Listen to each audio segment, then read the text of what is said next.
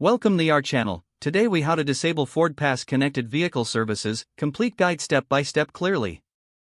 To disable FordPass connected vehicle services, first, begin by launching the FordPass app. Next, log into your FordPass account using your credentials.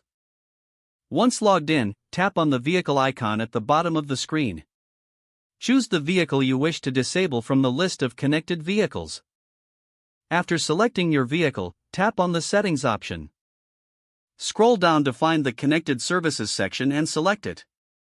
In this section, you will see an option for FordPass Connected Vehicle Services. Tap on that option to access the settings. You will now see a toggle switch for enabling or disabling the services. Switch the toggle to the off position to disable FordPass Connected Vehicle Services. You may be prompted to confirm your decision to disable the services. If prompted, confirm by selecting Yes or Disable. Once the services are disabled, you will receive a notification confirming the changes.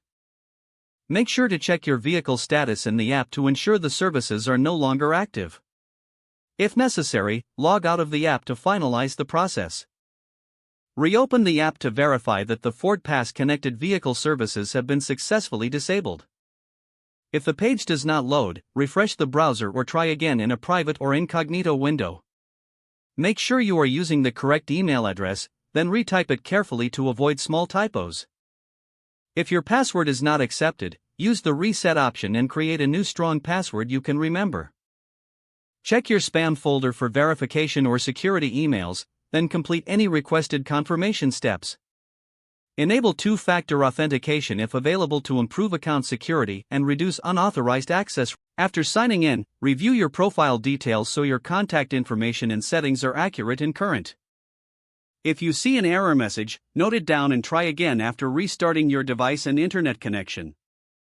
Log out when you finish, especially on shared devices, to keep your account and payment information secure. If the page does not load, refresh the browser or try again in a private or incognito window. Make sure you are using the correct email address, then retype it carefully to avoid small typos. If your password is not accepted, use the reset option and create a new strong password you can remember. Check your spam folder for verification or security emails, then complete any requested confirmation steps.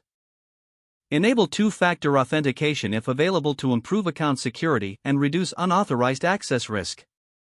After signing in, review your profile details so your contact information and settings are accurate and current. Don't forget to like this video and subscribe to our channel for more step-by-step tech guides.